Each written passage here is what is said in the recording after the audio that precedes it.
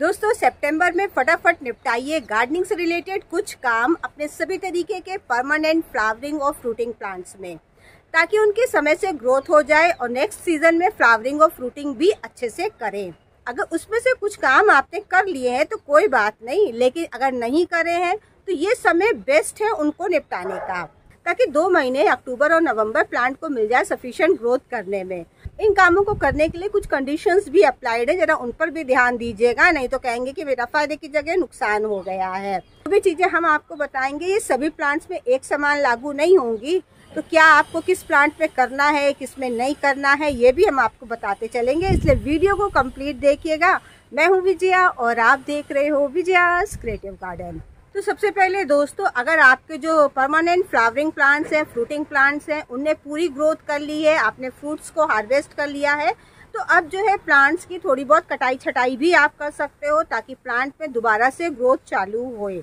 लेकिन अगर उसमें अभी भी भरपूर मात्रा में फूल आ रहे हैं और फ्रूटिंग प्लांट्स में जो है फल लगे हुए हैं, तो कुछ समय के लिए रुक जाइए, फलों को हार्वेस्ट कर लीजिए और फिर जो है इनमें ये काम कर सकते हैं आप। किसी भी प्लांट की कटाई छटाई कितनी करनी होती है वो उस प्लांट के साइज़ पर डिपेंड करता है और आपकी चॉइस पर। आप जो है हार्ड प्रूनिंग भी कर सकते हो, लाइट प्रूनिंग भी कर सकते हो। इस समय जो है टिकोमा है, ओलियंडर है, कनेर है, चांदनी है, जैसे बहुत सारे प्लांट्स जो कि फ्लावरिंग लगभग कर चुके हैं, फ्लावरिंग कम हो गई है, आप जो है उनकी कटाई छटाई कर सकते हो। अगर आपको लग रहा है कि नहीं अभी बहुत सारे हैं, फूल आ रहे हैं, तो कुछ दिन आप वेट भी कर लीजिए। ऐसा नहीं कि बिल्कुल तुरंत ही करना है, पूरा सितंबर हमारे पास है ये सब काम करने के लिए। जिस दिन आप प्लांट की अपनी कटाई छटाई करोगे उस दिन पानी आनी बिल्कुल नहीं दोगे, क्योंकि कटाई छटाई करने के बाद प्लांट की वाटर रिक्वायरमेंट बहुत कम हो जाती है। एक दिन बिना पानी के उस प्लांट को रखिएगा। नेक्स्ट डे जो है उस प्लांट में आप गुड़ाई करिए। गुड़ाई मतलब है कि उसकी मिट्टी को थोड़ा ढीला कर दीजिए खुरपी या किसी चीज़ से खोद करके, और उसमें आप कोई भी खाद, चाहे गोबर खाद है या कंपोस्ट, जो भी आपके पास इजीली अवेलेबल है वो थोड़ी मात्रा में डाल दीजिए और फिर पानी डाल दीजिए। 1 हफ्ते के अंदर ही जो है प्लांट में नई ग्रोथ आपको दिखने लग जाएगी। और इन सब प्लांट की देखिए नई ग्रोथ चालू हो रही है, यही आगे चल कर के बढ़ेगी।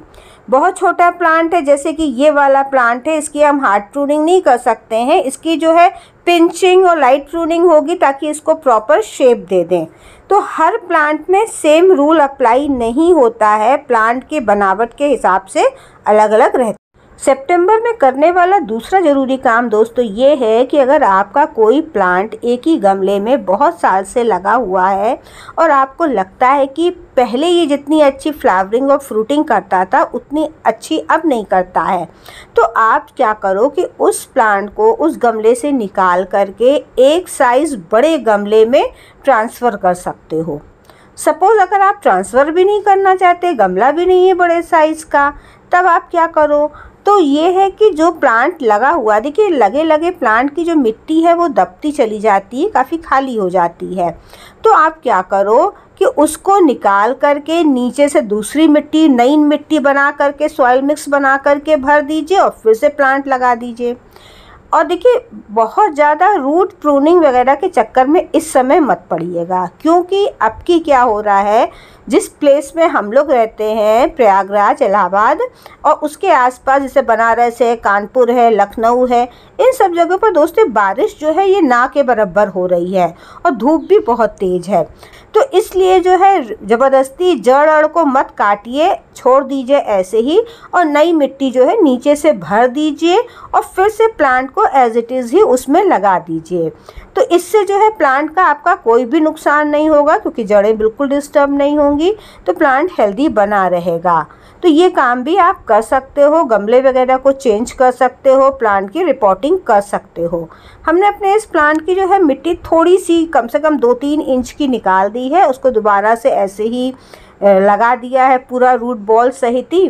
3rd नंबर का काम ये है दोस्तों कि आपके जितने भी प्लांट्स हैं, चाहे फ्लावरिंग प्लांट्स हो, चाहे फ्रूटिंग प्लांट्स हो या फिर वेजिटेबल प्लांट्स हो, सब में एक बार खाद का डोज ज़रूर दे दीजिए। चाहे गोबर खाद दीजिए, वर्मी कंपोस्ट दीजिए या फिर कंपोस्ट दीजिए, सबको एक बार ज़रूर दे दीजिए। क्योंकि अब जो है मौसम धीरे धीरे हम लोग कूल की तरफ बढ़ेंगे, ठंडे की तरफ बढ़ेंगे, तो प्लांट को जो है न्यूट्रिएंट वगैरह अब मिलना बहुत ज़रूरी है।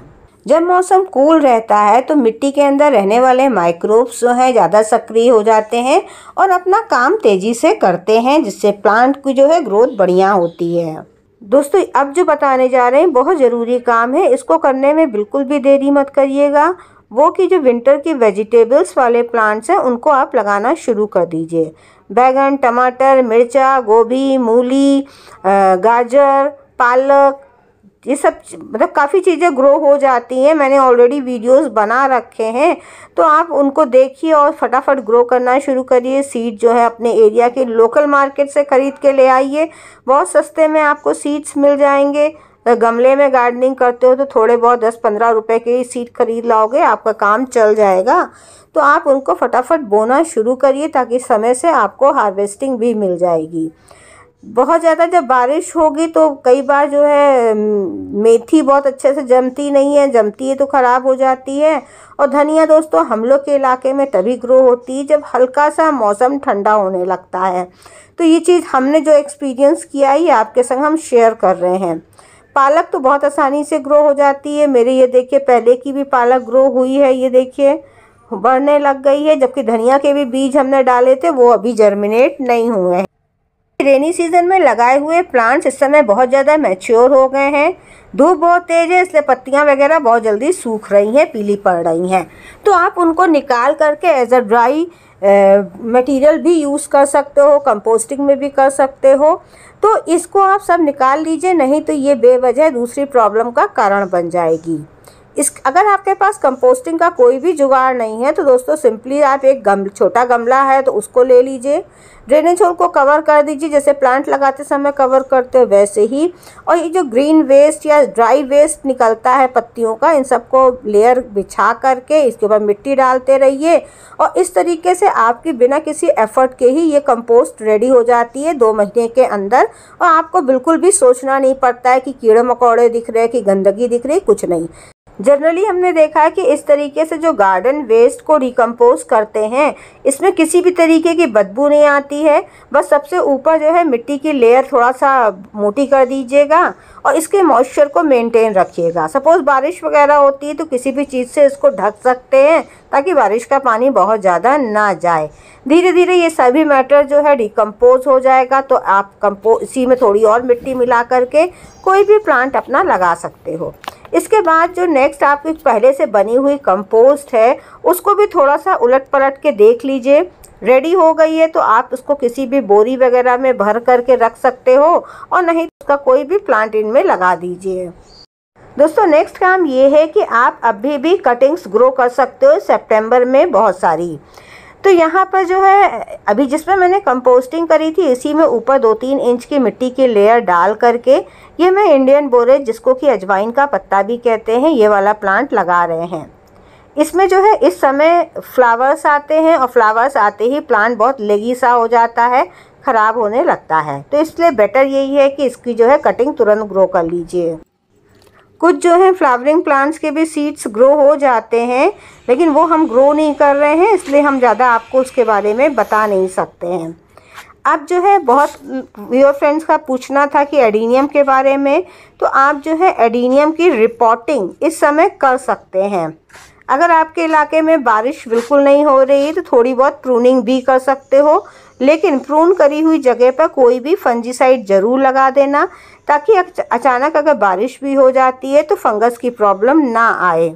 आप अगर ग्राफ्टिंग वगैरह करने का शौक़ रखते हो एडीनियम वगैरह पर तो ये समय बिल्कुल बेस्ट है, जब बारिश ना हो रही हो ग्राफ्टिंग करिए। दोस्तों सितंबर में हार्वेस्टिंग से रिलेटेड भी काम बहुत ज़रूरी है। रेनी सीजन में लगाए हुए वेजिटेबल्स इस समय मैच्योर हो गई हैं और खूब ज़बरदस्त फ्रूटिंग कर रही हैं। तो इन फ्रूट्स को मैच्योर मत होने दीजिए, फटाफट हार्वेस्ट करते रहिए ताकि प्लांट जो है नए फ्रूट्स को प्रोड्यूस करता रहे। इन फ्रूट्स को जब प्लांट पूरी तरीके से फ्रूटिंग बंद कर देगा तो हम लोग को निकाल करके मिट्टी को रेडी करना है विंटर की वेजिटेबल्स के लिए। तो थोड़ा बहुत रेस्ट भी देना है, इसलिए समय से हार्वेस्टिंग करके प्लांट की लाइफ साइकिल को पूरा करिए। और सबसे आखिरी में ज़रूरी काम नर्सरी विज़िट को तो ज़रूर करना है, ताकि जा कर के देखिए कि विंटर में आपकी बगिया में कौन सा नया प्लांट फिर से ऐड हो सकता है। तो प्लांट्स लाइए, प्लांटर्स लाइए और गार्डनिंग को एंजॉय करिए। वीडियो पसंद आया हो तो थम्स अप दे के जाइएगा। मेरे चैनल पर पहली बार आए हो तो सब्सक्राइब भी कर सकते हो। फिर मिलते हैं किसी नए वीडियो के साथ, तब तक के लिए गुड बाय।